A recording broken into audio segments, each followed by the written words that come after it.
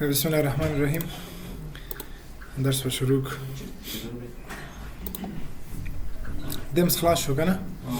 نن وایي شي فونټ سرویس. فونټ کې موږ د خط سټایلونه لرو او ډېر سټایلونه دلته ځکه چې ما انسټال کړي دي او دا ډېر دي.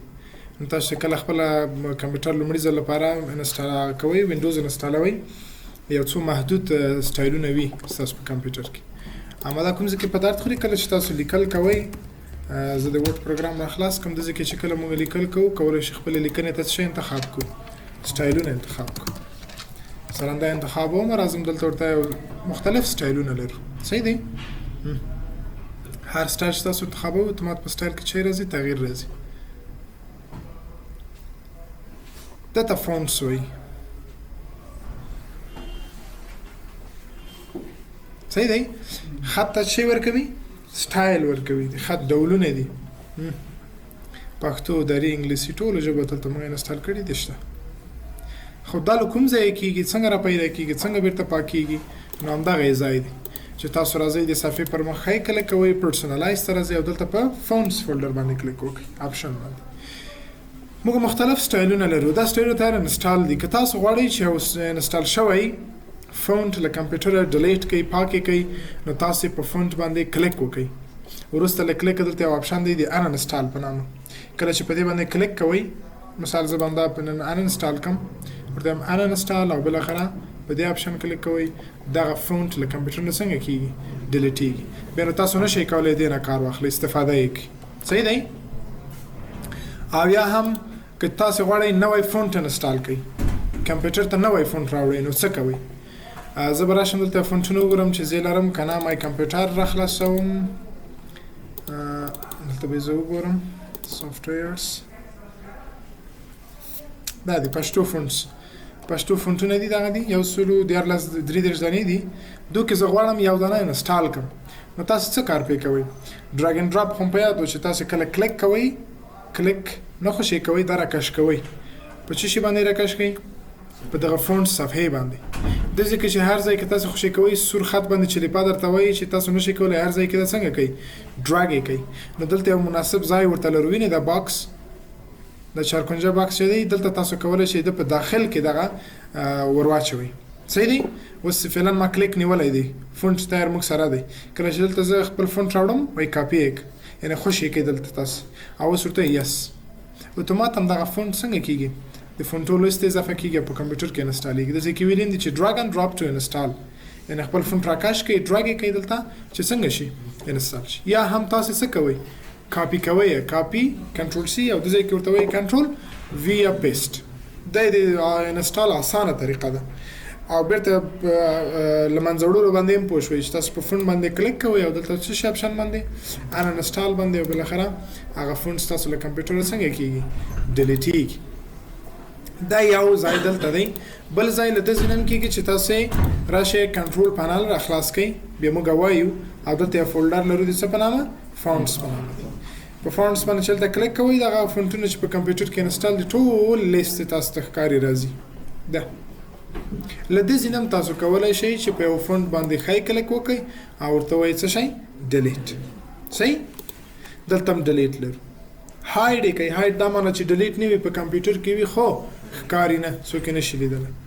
دا او یا هم که نور غواړئ چې انسټال یې کړئ، کنټرول سی ټول کاپي کړئ او راوړئ داسې ته یې څه شی کوئ؟ پیسټ یې کړئ. صحیح؟ دا یې د انسټالولو او یا هم ډیلیټولو اسانه طریقه ده. اما بعضې فونټونه چې دي بیا هغه سټاپ لري. سټاپ دا معنا چې بیا تاسو ته ضرورت نشته چې تاسو هغه کنټرول سی او کنټرول وی کوئ. مثال دلته زه پرژن فونټس لرم، دغه وینئ سټاپ ایکس ای لیکلی دی. دا سټاپ دی. سټاپ دا معنا چې تاسو یې انسټال یې کړئ له دې ځای نه کلیک پې کوئ، یس ورته وایي او بالاخره کوم آپشن چې راځي تنظیمات یې مخته وړئ، نیکسټ نیکسټ فینش.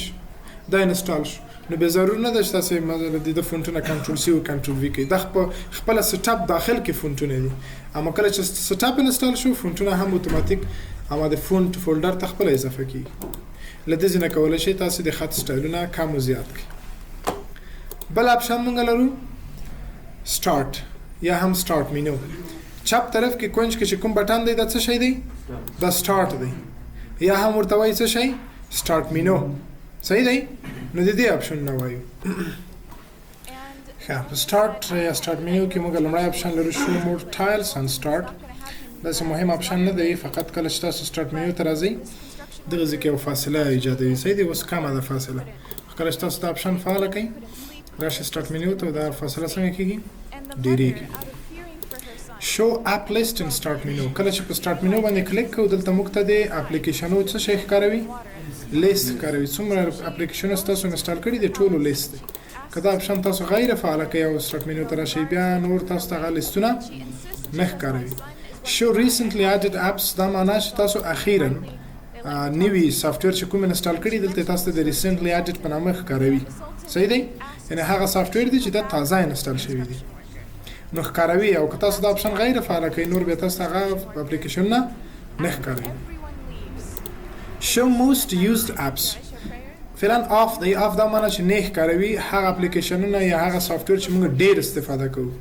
خو که چیرې دا اپشن تاسو فعاله کوئ بیا د هغو سافټویرو لیست هم درته ښکاروي چې تاسو ډېر کار ترې اخلئ د ورځې مثلا یو ځل یې تاسو راخلاصوئ صحیح دی لکه دلته لیکلي دي موست یوز او دغه سافټویر دی چې موږ زیات کار ترې اخیستی شو سجیشن اوکیژنلی ان سٹارټ دا په هغه صورت کې چې بعضې وخت بعضې پیشنهادات تاسو ته راځي انټرنیټ سره چې وصل وئ که چیرې کوم په مسیج وي یا تاسو ته په سٹارټ منیو کې ښکاروي صحیح دی دا شو سجیشن اوکیژنلی ان سٹارټ که فعاله وي او که غیر فعاله وي بیا نه ښکاروي یوز سٹارټ فول سکرین سٹارټ منیو اوس د توره صفحه وینئ دا د سٹارټ منیو اندازه ده کمه ده که چیرې تاسو دا فول سکرین انتخاب کړئ بیا وروسته د دې د سٹارټ منیو صفحه څنګه کېږي فول سکرین کېږي ټوله صفحه نیسي په دې شکل او بل اپشن دی شو ریسنټلی اوپنډ آیټمز ان جمپ لیست آن سٹارټ or the taskbar and in the file explorer quick access دا کله چې تاسو مای کمپیوټر راخلاصوئ په دې ځای کې موږ یو فولډر لرو د څه په نامه کویک اکسس کله چې کلیک پې وکړئ کوم فولډرونه چې تاسو راخلاص کړي وي فایلونه بیا دلته لیست راځي دې ځای کې صحیح دی لیستونه یې راځي اوس ما نه دي راخلاص کړي ځکه نشته شی پکې نو که چیرې تاسو راخلاص کړئ لیست راځي او که دا اپشن غیر فعاله کړئ نور په هغه ځای کې تاسو ته کوم فولډرونه چې راخلاص کړي لیستونه یې نه راځي او دا اپشن د ځای کې بل اپشن موږ لرو چوز ویچ فولډرز اپیر آن سٹارټ کله چې سٹارټ منیو باندې کلیک کوو په چپ طرف کې دلته فولډر لرو پاور دی سیټینګ دی فایل ایکسپلورر دی دا فولډر تاسو کولی شئ کم او زیات کړئ راشئ کلیک وکړئ په دې اپشن باندې ورته وایي چې ډاکومنټ دی وي ډاونلوډ دی وي میوزیک پکچر ویډیو ټول آن کړئ ټول چې کله آن شول و سٹارټ منیو ته راشئ دلته ټول فولډرونه څنګه کېږي ظاهري ډاکومنټ ډاونلوډ میوزیک له دې ځای نه هم کولی شئ تاسو دا فولډر څنګه کوئ راخلاص کړئ او که مو نه غوښتل کوم فولډر ښکاره کړي کوم ښکاره نه کړي بیا کولی شئ له دې ځای نه تاسو بېرته دا اپشنونه څنګه کوئ آف یې کړئ